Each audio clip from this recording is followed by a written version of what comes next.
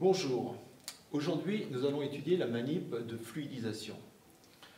Alors, nous allons pour ça voir comment se comporte une masse de sable qui est contenue dans cette colonne lorsqu'on la soumet à un flux d'air comprimé. Pour étudier la fluidisation proprement dite, nous allons tamiser le sable pour connaître le diamètre moyen des grains qui sera utilisé ensuite pour la manip de fluidisation. Alors pour ce tamisage, qui va nous permettre d'atteindre donc ce qu'on appelle la granulométrie du sable, nous avons plusieurs tamis rangés du plus grand, avec les tailles de pores les plus grandes. Nous avons ici le tamis 300 micromètres, jusqu'au plus petit. Nous avons ici par exemple le tamis 100 micromètres. Alors je vous montre à quoi ressemble un tamis. C'est un espace où le sable va pouvoir se répartir, et vous avez au fond du tamis une grille, et voilà, l'ouverture des pores de la grille définit la taille du tamis. Alors ce tamis, cet ensemble de tamis vont être soumis à des vibrations.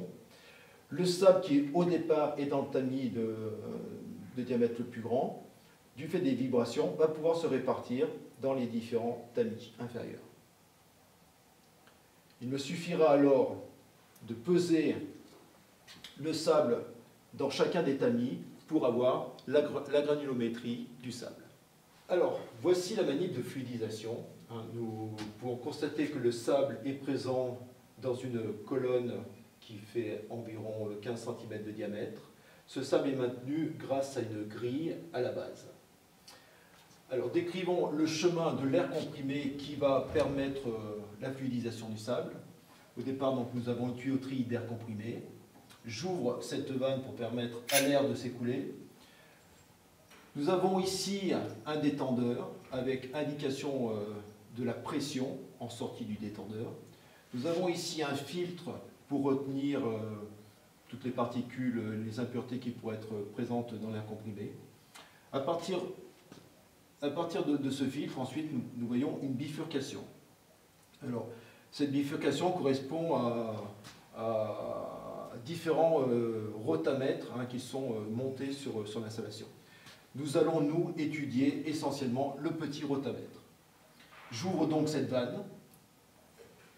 Avant d'arriver sur le rotamètre, on voit que nous avons cet appareil ici, qui est un débitmètre fil chaud extrêmement précis, qui va permettre notamment l'étalonnage du rotamètre.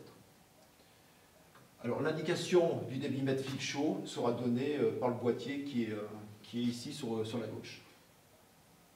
À la sortie du débitmètre fil chaud, l'air comprimé va rentrer dans le rotamètre et je peux ajuster mon débit grâce à cette vanne de réglage du débit ici.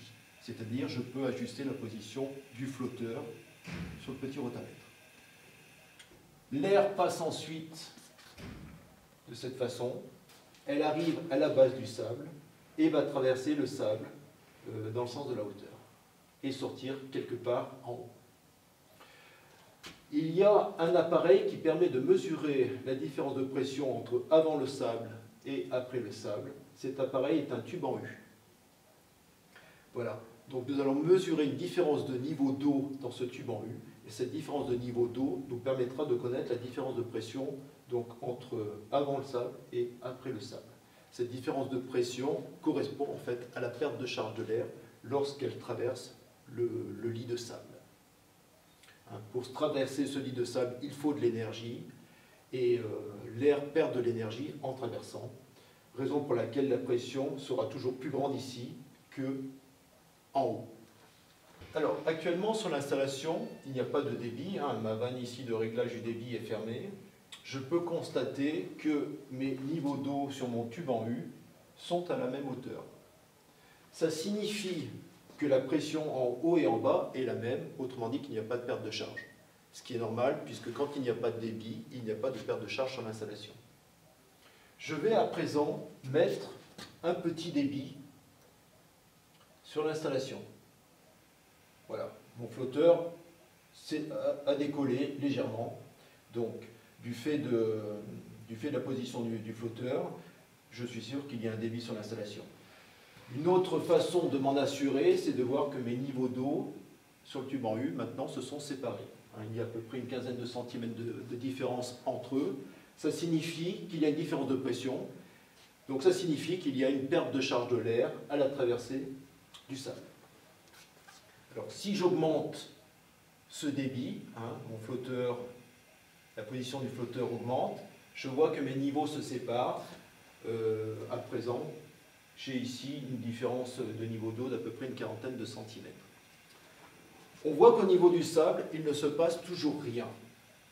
Le sable est toujours au repos. Alors l'air passe quand même à travers le sable, grâce aux interstices qui se trouvent, grâce au vide qui se trouve entre les grains de sable. Mais on est sûr que de l'air passe, puisqu'il y a une indication de débit ici, et parce que les niveaux d'eau se sont séparés là-bas. Je vais maintenant augmenter le débit d'air dans mon installation, et nous allons voir ce qui se passe au niveau du sable. Alors, regardons maintenant ce qui se passe au niveau du sable et au niveau des niveaux d'eau lorsqu'on augmente le débit à partir du débit nul. Je commence par des petits débits. Donc, le flotteur est monté, le flotteur du rotamètre, et on voit que les niveaux se sont séparés. Toujours rien au niveau du sable. Je continue à augmenter mon débit. Le flotteur est plus haut, mes niveaux d'eau se séparent encore plus. Toujours rien au niveau du sable. Je continue à augmenter mon débit. Les niveaux d'eau se séparent encore. Regardons bientôt ce qui va arriver au sable.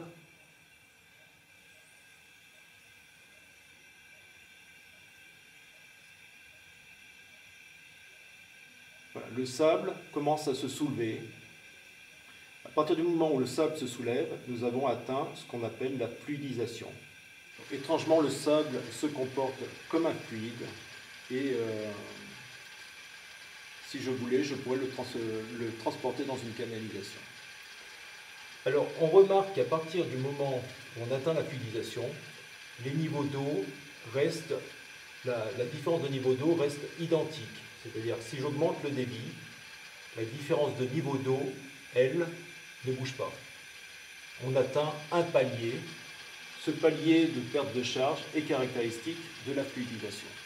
On remarque un bullage, donc des bulles d'air qui se créent à la base du sable et qui grossissent et qui viennent éclater en surface. Ce bullage est dû au fait que, contrairement à ce qu'on pourrait penser, le sable n'est pas un milieu si homogène que ça. Il y a des petits grains, des gros grains, vous avez pu voir ça au moment de la granulométrie. Et puis ces grains n'ont pas une taille, une forme tout à fait sphérique, ils sont pour certains complètement biscornus. Et cette inhomogénéité explique ce bullage.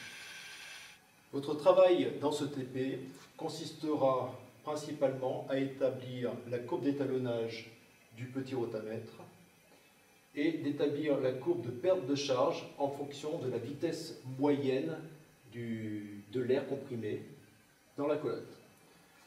Pour cela, on adoptera plusieurs positions du flotteur qui seront repérées par les indications sur le verre et on verra quel est le débit réel, débit massique dans ce cas, débit réel sur l'installation.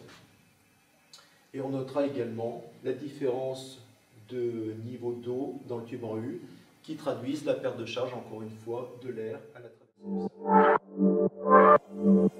du sable.